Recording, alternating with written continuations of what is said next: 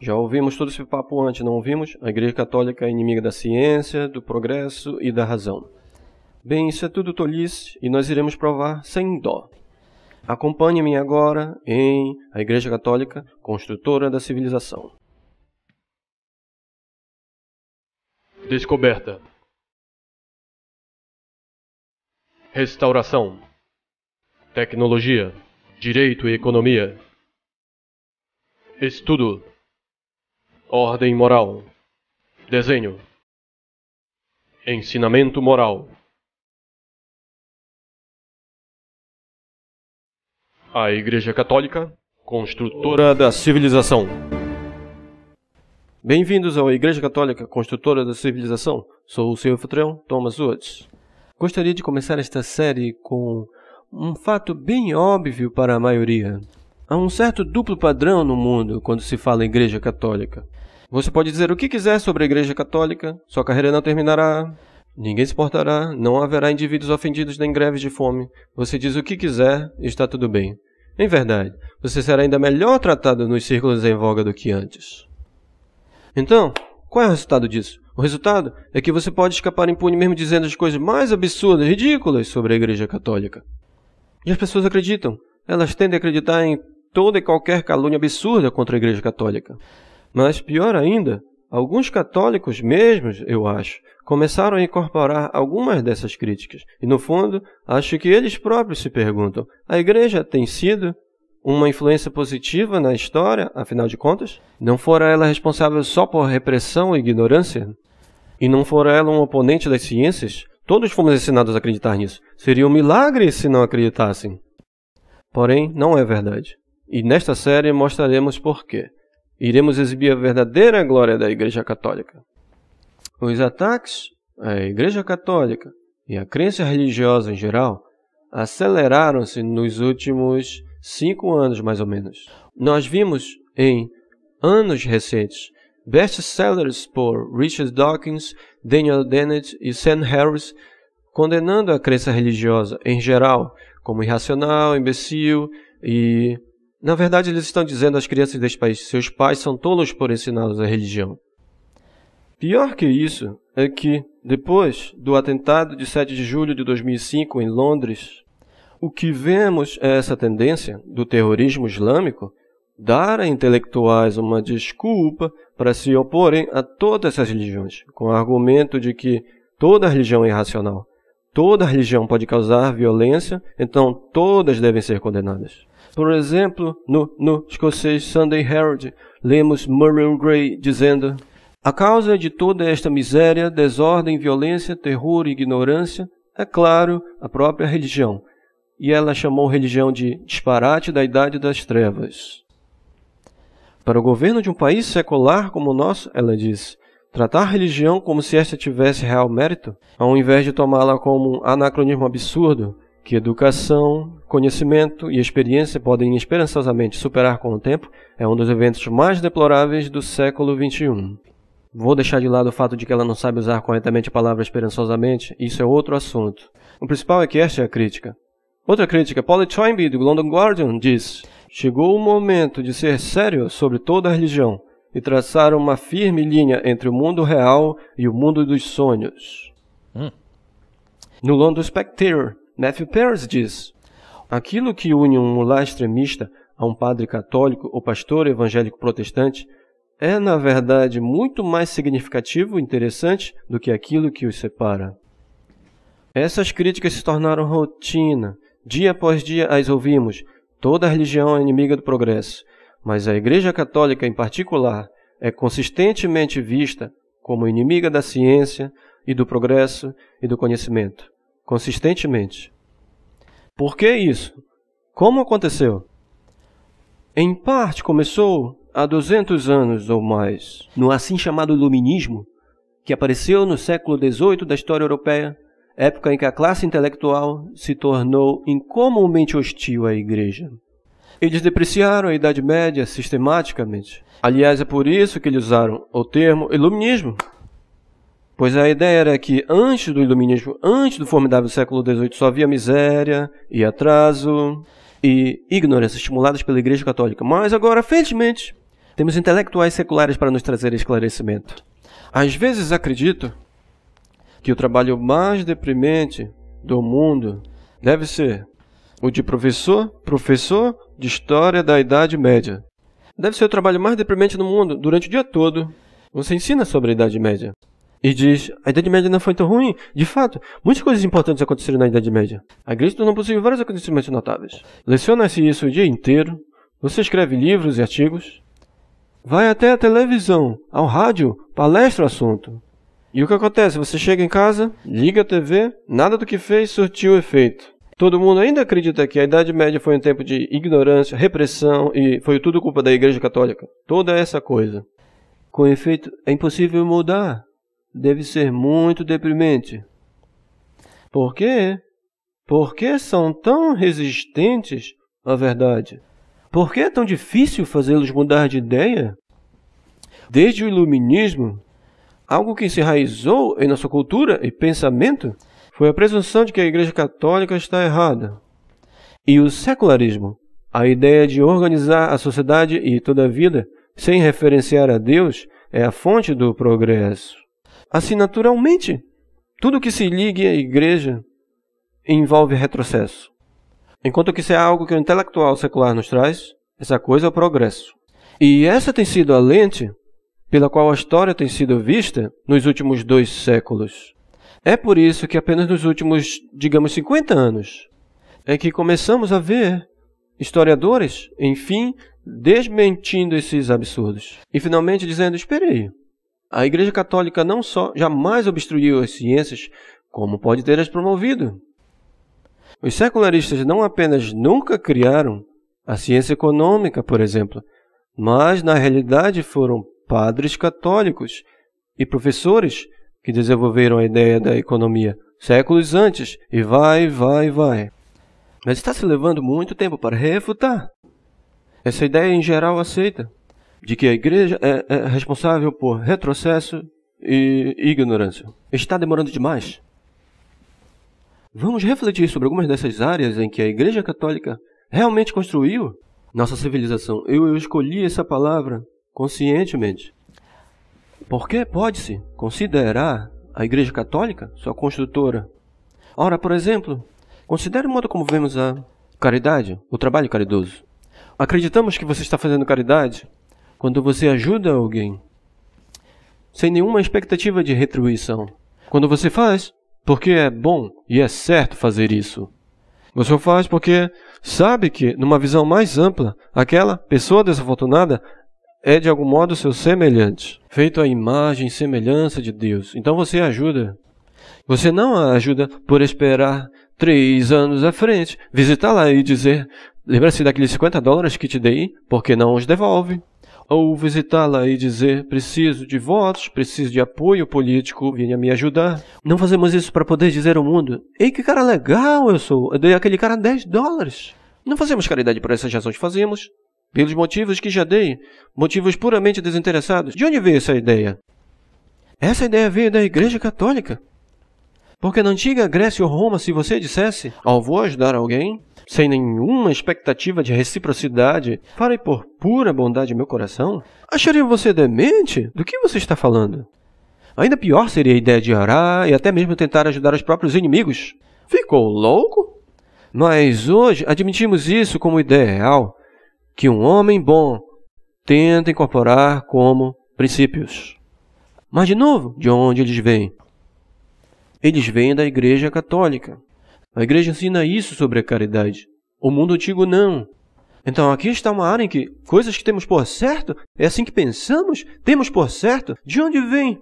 Vem da Igreja Católica, direi mais da caridade, no futuro episódio. E quanto à ideia de direito, de que tenho direito à propriedade, ou o direito de não ser assassinado, por exemplo, de que lugar vem essa ideia de direito? Sempre nos disseram que secularistas no Iluminismo, ou logo antes deste, surgiram com essa ideia no século XVII. De repente, bum, vieram os direitos. Bem, isso também não é verdade. E, novamente, a pesquisa moderna vem para resgatar o catolicismo. Eu sei que parece estranho. Penso que pesquisadores modernos deveriam estar do outro lado, mas, na verdade, professores honestos, tanto católicos como não católicos, dizem que a ideia de direito remonta ao século XII e que surgiu com juristas de direito canônico. Essa ideia tem um significado simples. Tenho uma certa imunidade contra uma ofensa sua, você não pode simplesmente me matar ou tomar minha propriedade, coisas desse tipo. O direito é isso, que seria errado você interferir nessas minhas áreas. De onde vem essa libertadora ideia? Do coração da igreja. Ou, de novo, a ciência econômica. Adam Smith apenas pensou em economia no século XVIII. Tudo saiu da sua cabeça. Ele tinha essa cabeça gigante. E toda a economia brotou dela. Não, na verdade, nos últimos 50 anos. O que os historiadores têm dito? Eles têm dito que foram os católicos escolásticos, professores que ensinavam em principalmente universidades espanholas, e especificamente na Universidade de Salamanca, que criaram a ciência econômica moderna. Eles fundaram a economia. Não os secularistas do iluminismo. Isso está sendo descoberto agora. Na parede do meu escritório tem um retrato em moldura da Universidade de Salamanca. Muitos entrariam lá e perguntariam: como assim? Por que de todas as universidades você escolheu esta aqui? É porque eu sei que foi lá que nasceu a economia. E se você for profundo e interessado como eu, você amará a economia. Finalmente, por agora, depois do intervalo, o que dizer sobre o comprometimento com a razão? Não nos orgulhamos sempre na civilização ocidental por esse compromisso com o uso da razão, que usamos a razão humana para resolver disputas e solucionar debates. Bem, lógico. Mas de onde vem isso? De onde vem isso? Isso também vem da Igreja Católica. Por quê? Porque o sistema universitário que a Igreja estimulou encorajava o debate, rigoroso debate, e a racionalidade era tida como o maior árbitro para decidir todas as questões a se debater. Isso não é o oposto do que te contaram? Nos contaram que a Igreja Católica é uma inimiga da razão. Pelo contrário, nunca houve maior defensor da razão. Mas não é só da razão. São mais as aplicações específicas dela. Por exemplo, as ciências, em especial. As ciências, mais do que imaginamos, devem muito à Igreja Católica. Como isso? É o oposto do que nos dizem. Mas acreditem ou não, historiadores dos últimos 50 anos dizem que a Igreja Católica é mais e mais responsável pelas ciências. Voltaremos a falar nisso após o intervalo.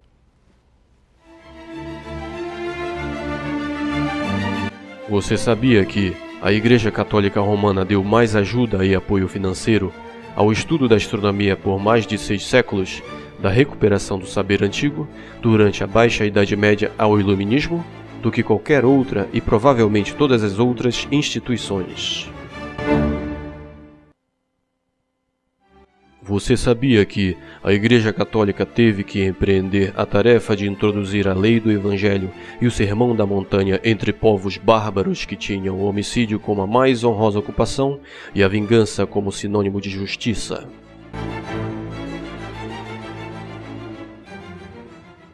Bem-vindos novamente ao A Igreja Católica Construtora da Civilização. Sou Thomas Woods. Antes do intervalo falávamos sobre todas essas áreas em que a contribuição católica à nossa civilização tem sido indispensável, porém desprezada.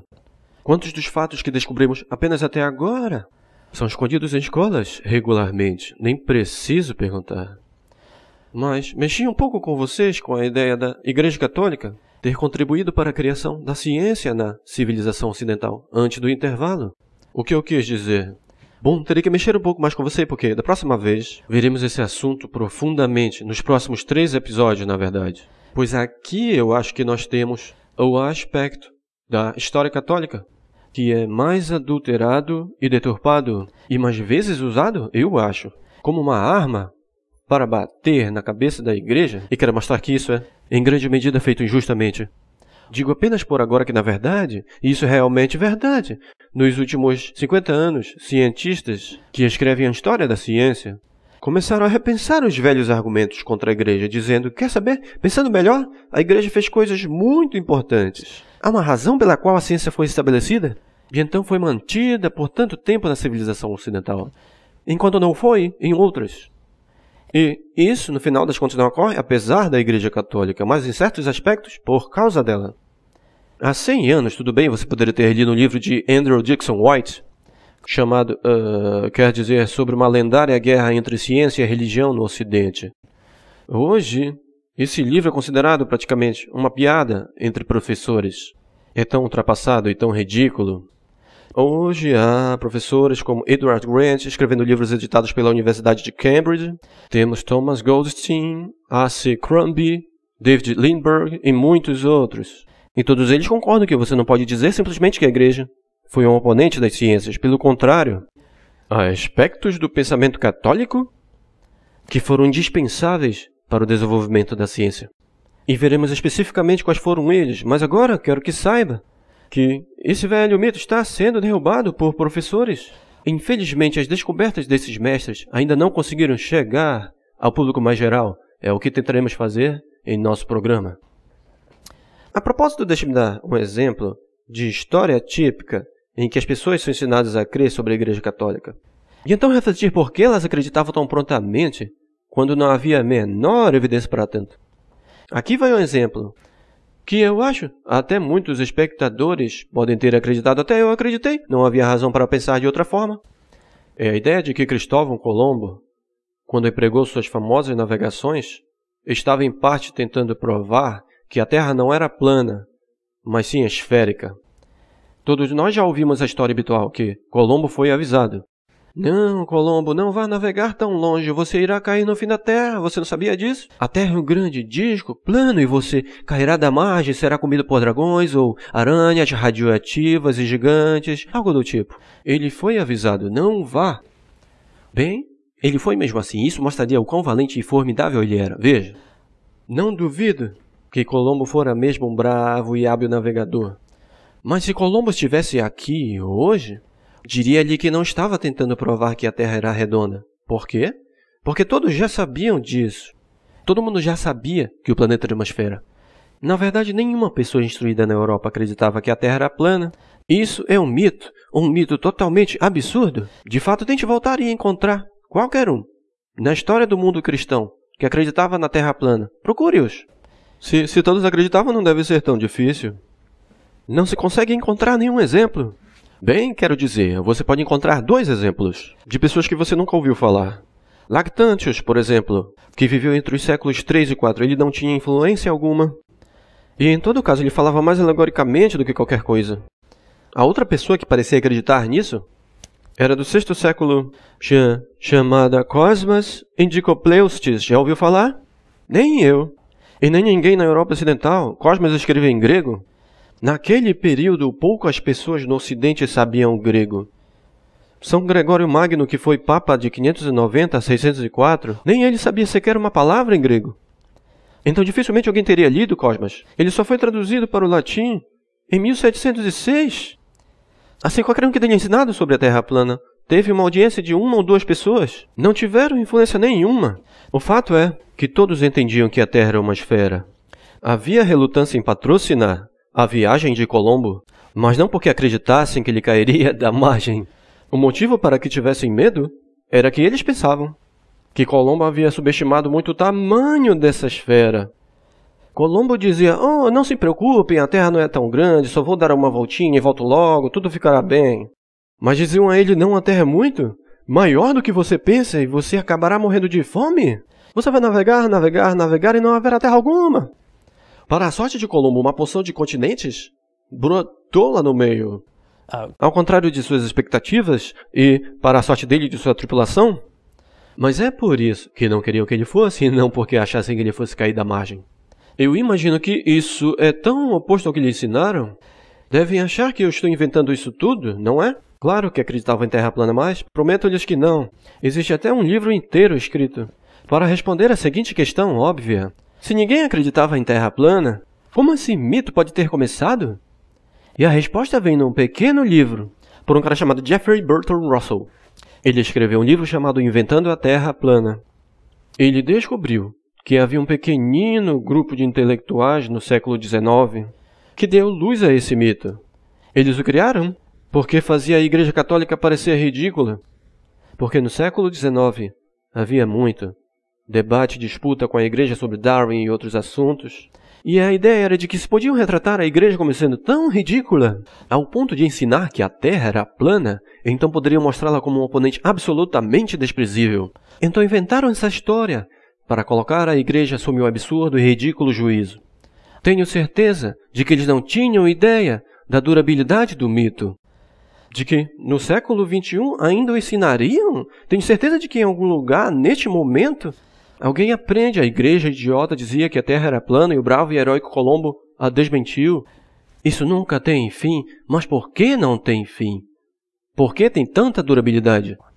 A razão é que o mito serve bem a este estereótipo iluminista, certo? A Igreja Católica é estúpida, ela impede o progresso, ela nos força a acreditar em asneiras. Bem, é precisamente o que vemos no mito da Terra plana, não é?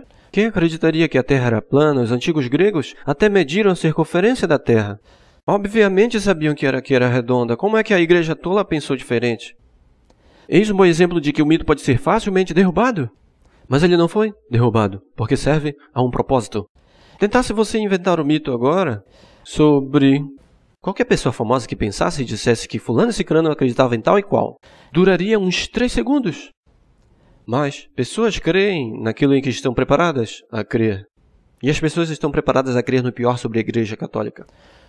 O objetivo desta série, o objetivo das próximas 12 semanas, em que estarei com vocês, é ir atrás não apenas desses pequenos mitos, mas levantar um edifício para mostrar as glórias da Igreja Católica. Não apenas para dizer, a Igreja na verdade não fez isso, ou a Igreja não foi tão má nessa questão. Não iremos para frente se nossa mensagem for a Igreja Católica não tão má quanto você achava. Precisamos de algo mais vigoroso, mais vigor em nossa mensagem. Nós precisamos dizer, não apenas a Igreja Católica não é tão má quanto você pensava, ou não ensinava que a Terra era plana. Não venceremos só correndo para apagar os incêndios. Ninguém jamais construiu uma casa só apagando o fogo. Incêndios devem ser apagados, verdade? Mas achamos que não dá para construir se só fizermos isso. Se sempre deixarmos que os oponentes da Igreja definam o debate por nós, então sempre ficaremos na defensiva. Parece para mim, dado o estado de nossa civilização, que já é tempo de partir para a ofensiva e mostrar às pessoas todas as glórias da Igreja e mostrar toda essa história oculta, para não precisarmos dizer, não somos tão maus quanto pensa. Somos muito mais gloriosos do que nós mesmos imaginamos. E estaremos contra, francamente, pessoas muitíssimo influentes neste mundo.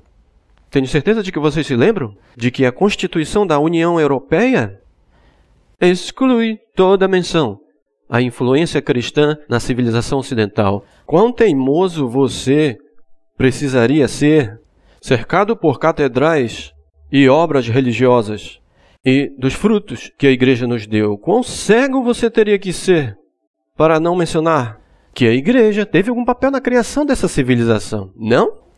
Em vez, a Constituição da União Europeia inicia e termina com a ideia de que civilização ocidental, isso vem da antiguidade greco-romana e depois da Renascença e do Iluminismo. E aqueles 1000 anos entre essas coisas, sei lá o que ocorreu. Provavelmente nada demais. Essa é a concepção padrão, é a mesma concepção padrão que muitos tinham até uns 50 ou 100 anos atrás. Mas hoje, qualquer historiador de Idade Média que honre seu pagamento sabe que isso tudo são asneiras e as rejeitaria com uma risada. Mas ainda, os arquitetos da União Europeia excluem menção à Igreja ou ao Cristo do seu documento de fundação. Não é que sejam idiotas? Se fosse apenas um problema de estupidez, seria simples, apresentaríamos os fatos e tudo estaria bem. É que eles são hostis à Igreja, nada mais óbvio do que isso. Veja o que fazem na União Europeia, por acaso eles se parecem com católicos devotos? Eles não têm interesse em propagar a verdade sobre a Igreja. E é por isso que nós católicos temos uma obrigação especial. Temos que aprender tudo o que pudermos sobre nossa fé. E temos que espalhar esse conhecimento. E temos que contar às pessoas a verdadeira história da Igreja Católica, porque se nós não nos defendermos, ninguém o fará por nós. Escrevi um livro chamado Como a Igreja Católica Construiu a Civilização Ocidental, porque achei que já fosse tempo de contar a nossa história. E é o que farei nos próximos 12 episódios, contar nossa história. Mas da próxima vez, começaremos 3 programas com o tema Igreja e Ciência. E vocês terão tanta munição que não saberão o que fazer com ela. Mas por hora terminemos com esses 3 próximos episódios. Porque você sabia, por exemplo, que os jesuítas, a Companhia de Jesus, você sabia que eles foram tão exímios nas ciências que neste exato momento 35 crateras lunares têm nomes de cientistas jesuítas? Sabiam que 1 entre cada 20 dos maiores matemáticos da história pertencia à Companhia de Jesus? Ou que os jesuítas ajudaram a fundar e então se tornaram os maiores praticantes do estudo de terremotos, sismologia? E poderíamos citar teoria atômica, o estudo do Egito Antigo, o estudo da física, e eu posso citar. Há tantas maneiras pelas quais a Igreja contribuiu às ciências. Então, até o próximo episódio de A Igreja Católica, Construtora da Civilização.